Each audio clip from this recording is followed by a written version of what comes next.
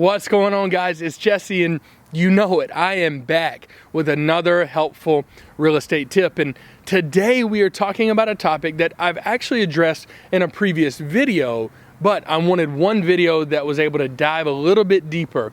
And today, guys, we are talking about how to get a home loan. All right, so let's dive right in.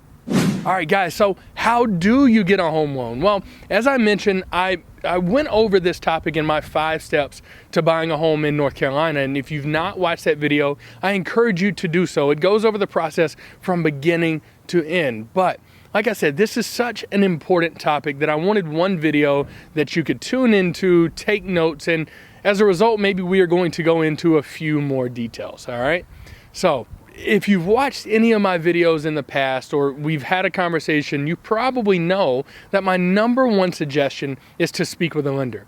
A lender is going to be able to loan you money for a home, and they're going to determine how much they can loan you. But how do they determine that total? Well, today we're going to go into what does a lender look at before approving you for a loan.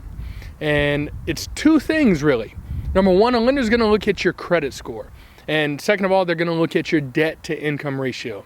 Now that we have the overview, let's dive into each one. First of all, your credit score. Really what we need to see right now, especially with COVID, is a 680 and up. In the past, and even from time to time, I've seen folks be able to get a loan under 680, but the consequence really is a higher interest rate. So what you need to be aiming for is a 680 credit score or above. If for some reason your credit score isn't at that, when you speak with a lender, what they can help you understand is what's holding the most weight. What is holding you back from getting that credit score up? Of course, I've seen so many folks work with credit repair specialists, and that's fine. But most of the time, there are some pretty simple things that you can do to get your credit score up. The other thing is a lot of people think that they need to pay off all of their debt before they buy a home. And if that is your goal, that's awesome. I encourage you to go after that. But if your shorter term goal is to buy a home, then speaking with a lender will help you understand really what you need to do, what you need to address, and what you need to pay down to get that credit score where it needs to be. All right. Now, next is your debt to income ratio. And what they are looking at is your monthly income versus your monthly debt. Now, first of all, let's define debt in this situation. We are talking about a monthly payment that you are putting towards a lump sum of money. So like a car payment or your student loans, not your Hulu or Netflix subscriptions, right? But whatever you're paying towards those things monthly, they're going to be comparing towards your monthly income. Okay. Now, what's the total? What's the ratio that a lender is looking for? 50%, meaning that 50% of or less of your income should be taken up by debt. Okay? 50% or less of your income should be taken up by debt.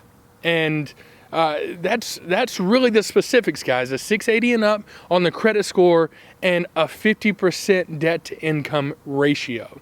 Now let's get into some particulars, I guess you could say. I get this question a lot. Should I go and get a loan with my spouse, with my best friend, with my boyfriend or girlfriend? It's certainly not a bad idea, right? You want to be sure that that person is committed to you and you're committed to them, because this is a pretty big commitment to make.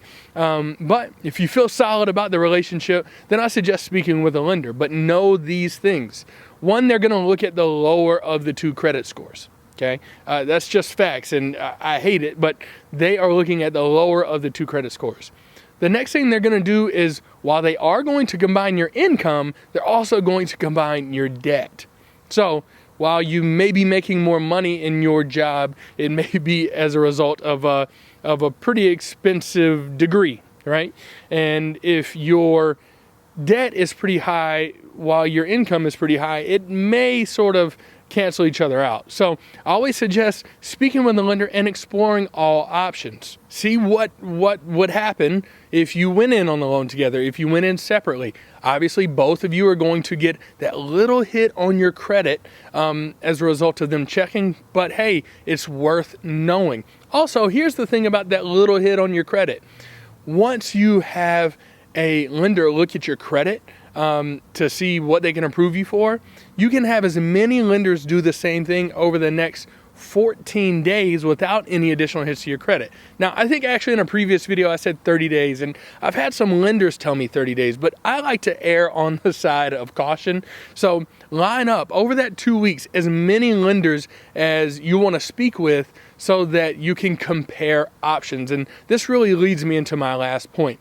Guys, I'm going to provide you with a few great options for lenders. You may have someone that you know at the bank that you have been at for years and have kept your money at that bank. Explore your options with them. If you know of an online option, it's not my favorite, but look into it, right? I want you to compare interest rates. I want you to compare, are they offering you any closing costs? Guys, I'm going to make a separate video on this. It's called Questions You Should Be Asking Your Lender, but I want you in this video to know what a lender is going to be looking at, which is your credit score and your debt to income ratio. And know that if you are going to go in on a home loan with someone else, that they're going to look at the lower of the two credit scores. They are going to combine your income, but they're also going to combine your debt. Guys, as always, if you've got questions, be sure to drop them down in the comments below. We can always interact on Instagram. I love it over there.